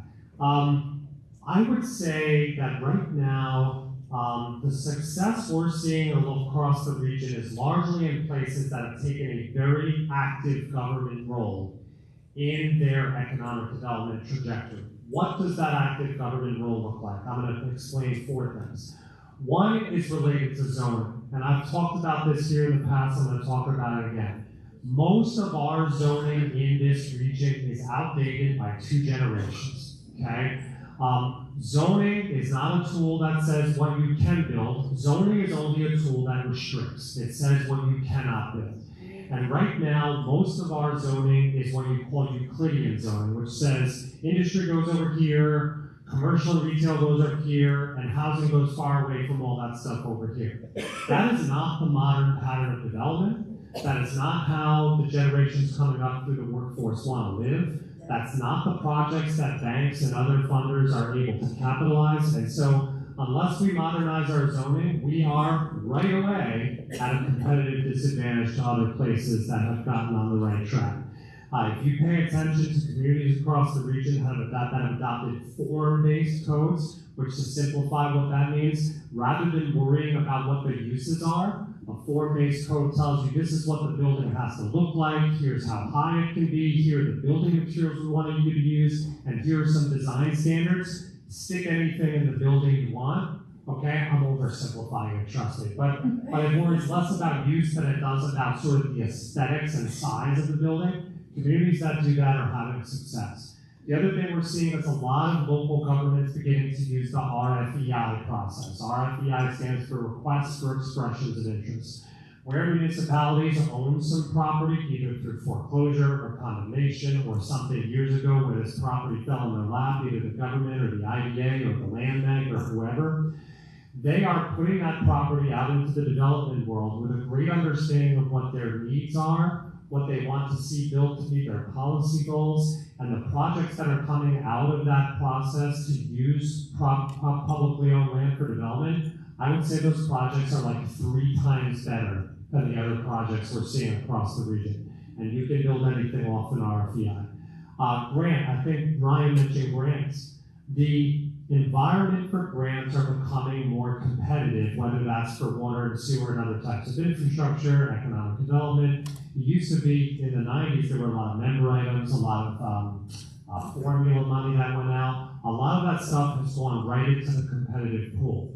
So when you come to a county like Putnam, which is still more of a rural county, with part-time lawmakers, it's really tough to be in that competitive mix, and you need a lot of help to figure out how to get to the dollars. And then the last thing I'll just mention is, general environmental impact statements, form-based codes tend to actually speed up the land use assessment pipeline. Most places that have a form-based code are now vetting and approving projects in under 3 months, where sometimes, mostly across this region, it can take 2, 3, 4, 5 years. But doing some general environmental review and site prep. Ryan knows this, Chelsea knows this, John Mann knows this, a lot of you in this room know this. We did a lot of site prep in the 80s and 90s. A lot of those sites we prepped for development in the 80s and 90s have recently all been gobbled up. Right now in this region, we're back in a place where we need to do some more site prep. That means doing the environmental review ahead of time, looking at, there used to be land and water, now it tends to be more land and power, but water and sewer are still boxes that we have to check. So if you're in local government, guess what? Pressure's on you. You gotta get the zoning right, you gotta think about how to use your properties for their highest and best use, you have to go after grants, and you gotta start setting up your properties to be ready to accept development of different kinds. And if you're not doing that, somebody else is. And that's where we're at in the competitive landscape right now. Vote for Adam. Well, that was a lot. What he said, right? And Jonathan's that. Like I said, I'm gonna keep going back. It's all about the regulations. It's how do we make things simpler, not harder to attract business here in New York? How do we keep people here? How do we keep jobs here? How do we keep, Brian was talking about how there was a report in the Post today about how JP Morgan has more jobs in Texas now than in New York State. We're the financial capital of the world. And that's just not really acceptable. And we're dependent on the financial services industry being here. They account for 16, almost 17% of our GDP. And so if the industry is gonna up and leave because there's states that are offering, a better quality of life, which I love the quality of life here in New York, but it's expensive. And better taxes and a better regulatory environment, those are things that we really, really have to look at in order to spur our growth. And there's simple things, we're recommending to use Empire AI. These are tools that the state has put forth and they're invested in, and we're invested in that. And so we'd love to see it used to help, benefit business and, improve our economic standing. I think all of that. And I will also just add, in terms of workforce, I think, two things need to happen. One is partnerships, awareness. I mean, I think you had mentioned that, sort of a database of everything that's out there and how we can be more interconnected. And I think the second part is, we also, while working really hard to change the things that should have been changed or maybe could have been addressed 20 years ago, we also need to celebrate the things that are working and what the benefits are. Because if you're a decision-making person, age, whatever, fill in the blank, deciding where to live, and you're just constantly hearing how awful it is and how much needs to be done, and then some other community is touting how successful they are, how great it is to live there, how easy things are to be done, they hear that. So we have to make sure that we're also saying, the potential is there, the pieces of the puzzle are there.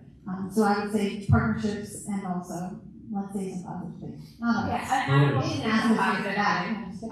say some positive things. So, just this past year in the budget, the governor and the legislature repaid our unemployment insurance debt, which was $7 billion. If that hadn't happened, you would have been receiving a bill this year for the penalties and accrued interest on that. And so that is something that you might not see right now, but it happened and it was finally paid off from the pandemic shutdowns. There's also things like they addressed the pay frequency issue, where there were trial lawyers coming after you because your employee technically is a manual worker, meaning that they're on their feet 25% of the time or more. And if you weren't paying them weekly, which is what the outdated statute says, and you were paying them bi-weekly, and they were full, a plaintiff's attorney could come after you and sue you for those weeks that you didn't pay them and all of the accrued interest. And so that was something that they took care of this year in the budget. So we are making steps to make New York more business friendly, and we are being heard. We're getting there. And you're making that message with the data, with the information and the backing of that. So I do think progress is being made. Yeah, at the urge of Johnny Ann, I'll share something positive, which is we're seeing more downtown revitalization now than maybe we've seen in 2 generations, 3 generations. I mean, the amount of investments going back into our small cities and villages to adaptively reuse old buildings that haven't seen a useful life in decades, to build housing, to redo the public realm with new sidewalks and public plazas and pocket parks. I mean, we're really seeing that so much of that happen across the Hudson Valley. It's a real bright spot in terms of investment and bringing communities that were the center of civic life back to life. That's really important. Good. All right. Last question in general, and then we'll zip into a couple specifically before we wrap up. But this one I think is important, and thinking about Ryan's talked a little earlier about AI identifying 75,000 words currently in some of the applications and all, and what makes that so daunting. So here we are and bringing it back to Putnam. And while we're small, it's got tremendous assets here. If you don't live here, or even being here on a day like today, you can see it and feel it. But Putnam finds itself between larger regional economies like Westchester and Dutchess on one side and Connecticut on the other. You may have seen anybody that travels 684 from here to Danbury, kind of a ludicrous sign that refers to the fact that Connecticut somehow has become the pizza capital of the world. How many believe that? Nobody's taking that sign down. Yeah. But it's the fact checkers. Yeah, fact checkers. But you know, the serious note, it is an identifier about developing an identity and a niche. So, what can we do, in your view, based upon where you've been around the state along with here, that we can do better to carve out our own identity or niche in the region? I mean, that's such a good question. So we just did a comprehensive plan for a city recently. We wrote a chapter that we've never written in a comprehensive plan before, and that chapter was called Role in the Region. And Walter, I wouldn't say that I have an answer off the top of my head for this question, other than to say that, listen, Pattern is the regional planning organization for a reason, which is that so many of the issues we're talking about today cross these borders on the map, cross the Hudson River, and there needs to be an organization of plan across those boundaries, which is what we've done since 1965. But then you do have to think about, hey, what's your role in this region? Because others are carving theirs out, right? I mean, Orange County, has for the past decade really focused on shipping and logistics, right? And has carved out, sort of that niche along with having the biggest shopping center in the Northeast, right? Dutchess County's, role in the region has been, largely dictated by what IBM is doing and some of the other, complementary businesses that have sprung up in that ecosystem. Ulster County, is a mix of things, but certainly environmental related, tourism related. So I think it does make sense for Putnam County to sit down and go, hey, what is our role in the region? And have a discussion with your county level lawmakers, your town lawmakers, and understand, hey, you have highway access too. Hey, you're one of only 7 counties in the state that have a statutory right to tap into the New York City water supply system to draw all the water you want for forever. That puts you in a place where you have access to more water for business attraction than anybody, right? You have trains. Do you have a TOD role in the region that's untapped that can sort of double down on whether you like it or not, your status as sort of a community of homes that is used by commuters who largely work in the city. So I think that requires some reflection, and that reflection has to be based on what are our assets that make Putnam unique relative to the places that surround it.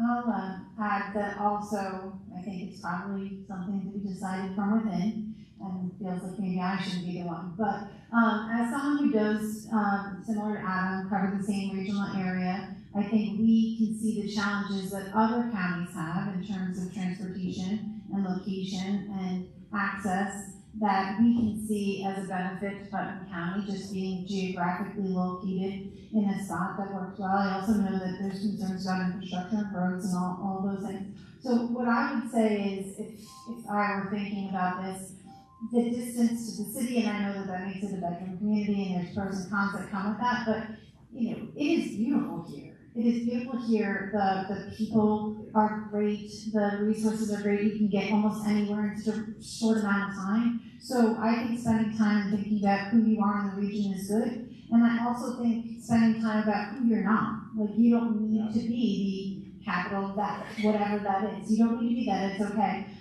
We know that there are some very strong SUNY partners, there are some very strong workforce partners throughout the region, but not everybody needs a multi-billion-dollar advanced manufacturing center.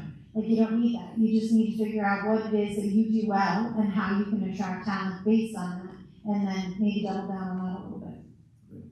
Yeah, excellent. Okay, so let's go on to infrastructure and regional development. And Adam, this is for you, since you've had such broad and deep experience with this, looking, I always know you do an awesome job of macro, micro. Given Putnam's relatively rural makeup and limited infrastructure on a certain level, compared to more urbanized counties, what are the top priorities for us for unlocking economic growth here?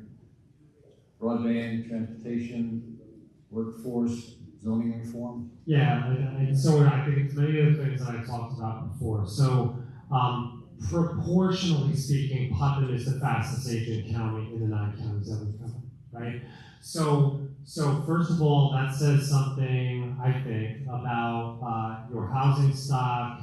I think I always try to ask the question when I'm working with counties, what do young people want when they choose where they're staying, and what does that say about you? And what do you need to change in your zoning and your planning and in the sort of the ways you're thinking about how your communities are going to be built out to make you more competitive. But listen, I'm going to talk for a minute about TOD, okay? Because I think this region has been talking about transit-oriented development, so building around our train stations and really creating, vibrant community centers around. We've been talking about this for 15 years, and sort of while everyone's been, in their kind of little colloquial corners, it's like happening now pretty rapidly, and I wonder if the region truly understands it, right? So you had a big TOD project in Harrison in Westchester County that just happened. You have the big announcement out of Beacon. The worst kept secret in the region is MTA is doing a study in Poughkeepsie to try to do the same thing they just announced in Beacon. Mount Vernon is making some moves. I think there's at least some support for a plan over in Suffolk. There's an awesome one in Nanuet that's just waiting for an infusion of cash to take off. So while we've all been talking about transit-oriented development for 15 years, like a happening. And so you have, train stations here in Putnam County that I think it would really be worth a county-wide planning exercise to say, what does the zoning allow us and not allow us to do now? What are the opportunities that we could really dig into to make these, vibrant community centers that are transit-oriented? That's what the next generation is looking for, so you can stave off some of that youth shrinkage that you have. That's one of the things that I would start to keep as a regional strength that Putnam has to exercise some more. Okay, good. Next question is for Johnny Yen. So as head of the Council of Industry, how are manufacturers and industrial employers responding to current workforce climate, and what policies or programs do they need the most? Yeah, I mentioned a little bit before because their market is global and their talent could also, if there is a manufacturer in the Hudson Valley, they have chosen to be a manufacturer in the Hudson Valley. They are here because this is where they want to be, and they are enduring what is going on in a good way. So I think that the way that they're handling it is, I've been using the expression, I think Ryan also said this, all of the above.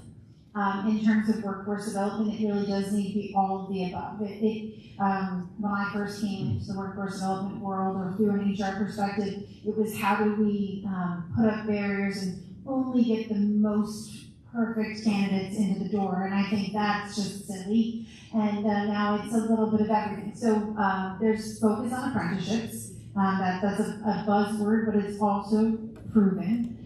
There's focus on partnerships, whether it's through a P-Tech program or program with individual organizations. I know that you had mentioned some nonprofits, so I think that there's the all of the above that ties into that. And I think the programs that they need, I don't know, I once said at a board meeting that there was a song and it's got a lot of curses in it, so I won't sing it.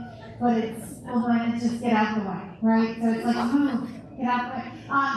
So I once said that in a board meeting, and my apologies, and somebody came up and said, have you ever listened to the lyrics? I was like, absolutely not, I had not. But here's the thing, sometimes when an employer is just trying to be successful in the region, sometimes getting out of the way is what they need. They need less restrictions, they need less regulations, not because they don't want to do a good job or treat their people right, but because that is a burden to being successful, especially as a small to mid-sized company. So I wouldn't go as far as singing the song, but there's something to that. I mean, we understand where it all comes from, and we want to do right by our employees, but at the same time, if some of those barriers could come down to make it more successful, I think that would help.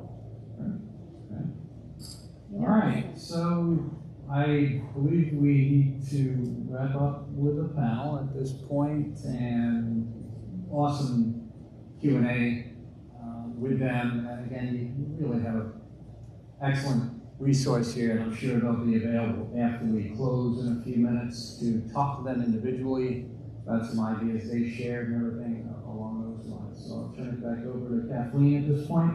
And again, thank you, panelists. Awesome. Thanks, everyone. Yeah, thank you. Thanks, Kathleen. Thank you, Walter, and thank you, Adam. Always can address any issue you throw at him. It's great to have Chelsea Ann here and Johnny Ann, so Chelsea Lemon. So thank you. And now our county executive has decided to swing back into Mayor Act. So he has a few words to say, and then we'll wrap this up. And as we do, I'm going to invite you to take these beautiful mums and pumpkins home. So no one gets to leave early. No. Awesome. Thank you, Kathleen. Thank you. So thank you, everybody, and I appreciate you sticking around for the long haul. This morning was a little bit wacky for me. I had to race to drop off my son for kindergarten, hustled here. I spilled some coffee on my jacket, which was always fun. And then the benefit of living 5 minutes away from this lovely county golf course is when I thought I had to go to the office to do some work, I'm like, what am I talking about? I'm just going to go home and I can actually do some work in peace and quiet because there's no little ones running around crazy. So, and now I'm back because I live 5 minutes away. But I wanted to say thank you for being here. Thank you for all that you are doing to support the EDC and economic development, not just in Putnam County, but the regional benefits that it has for the greater Hudson Valley. Thank you to all of our speakers that you heard from already. I know I heard Adam Roach a little earlier in Pattern for Progress. We got some really cool recognition in Putnam County for our on-demand transit system, which was really breaking ground here in the Hudson Valley and showing that we can make things more efficient and expand access for folks who need it, taking them directly to where they need. A little preview, which I typically do, and this might be a little redundant based on what Kathleen has said. You're going to hear on Wednesday, tomorrow at noon. What I didn't share with Kathleen is why is it at noon? Normally it's in the evening. It's because the legislature schedules the meetings for our presentations, but wanted to be mindful, rightfully so, of the Jewish holiday of Yom Kippur. So they're having it on October 1st at noon, which is daytime. It will be streamed live, but also will be recorded online in case anybody wants to go to.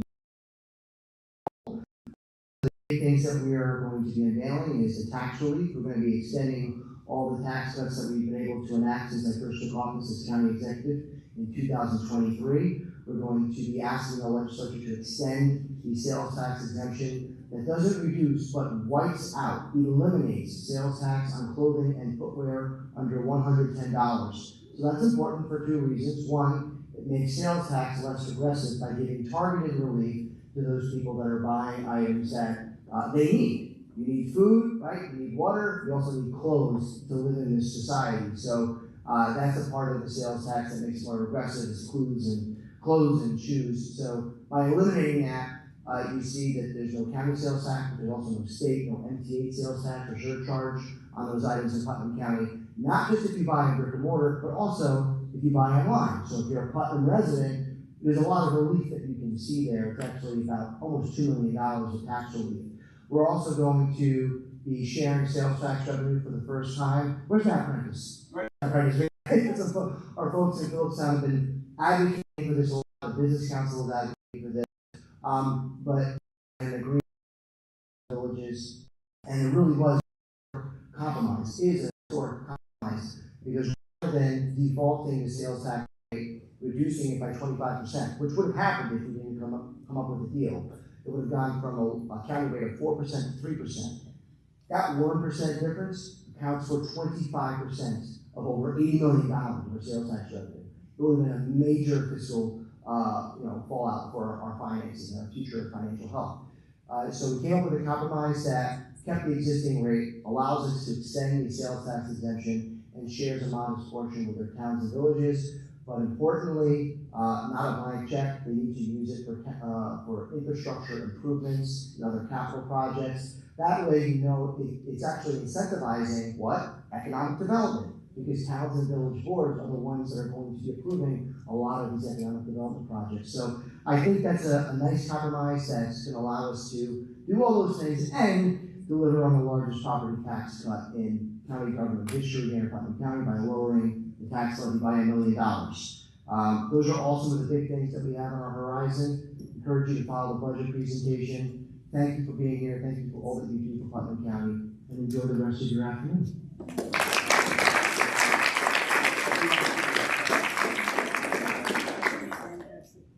I am happy to stay here and answer questions.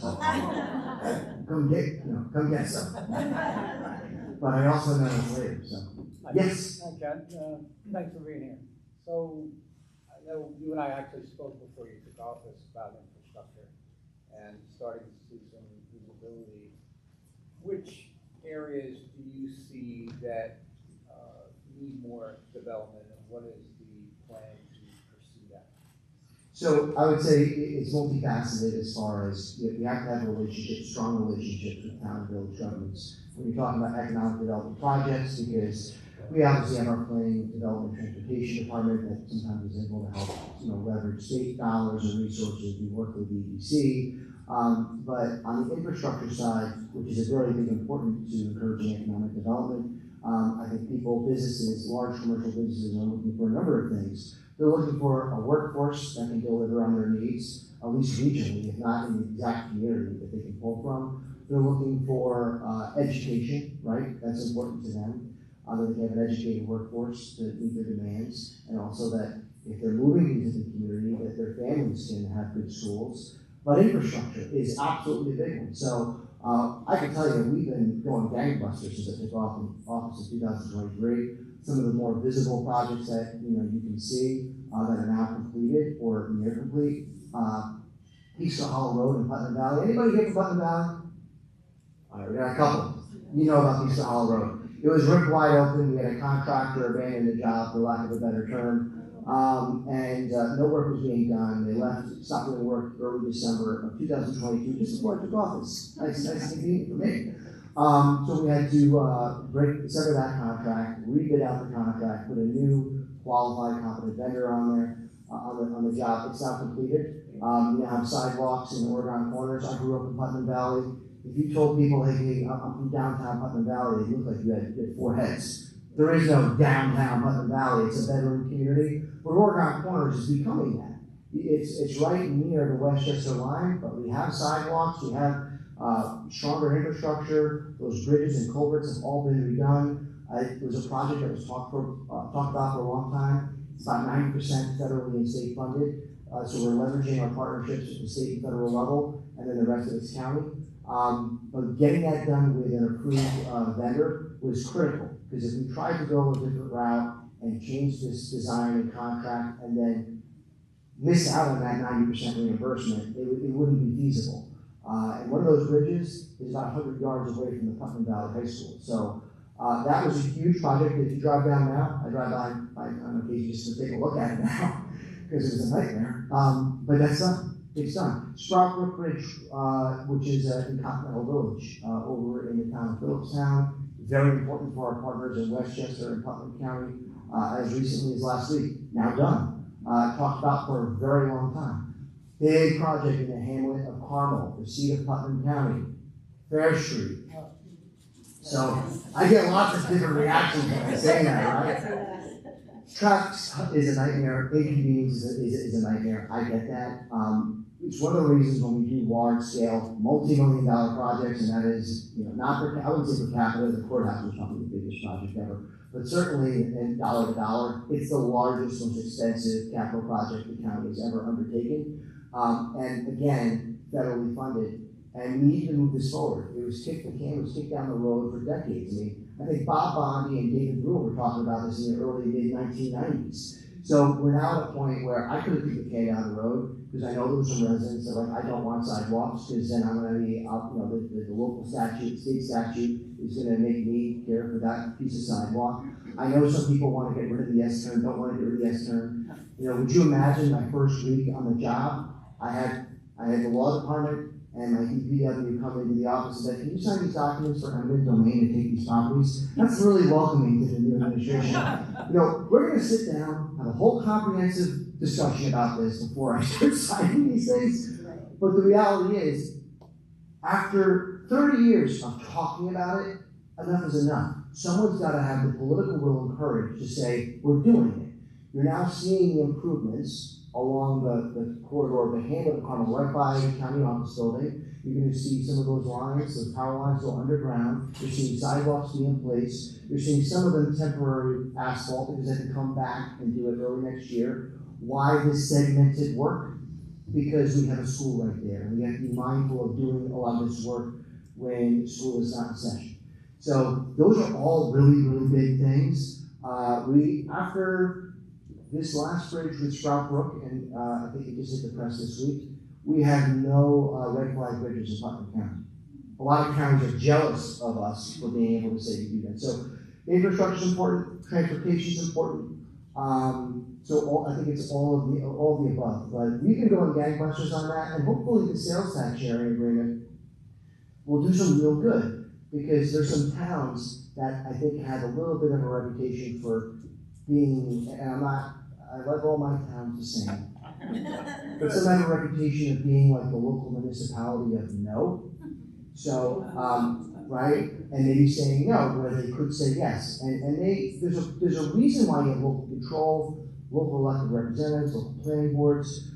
But if they realize now that there's something in it for them, if they have a successful economic development project, that now they're going to see some revenue on one side, it'll help them invest in infrastructure and maybe incentivize some smart, responsible economic development. Thank you. Other questions? Dave was asking a question. I can go on forever. So, thank you so much again. I very much appreciate your time. It's really nice.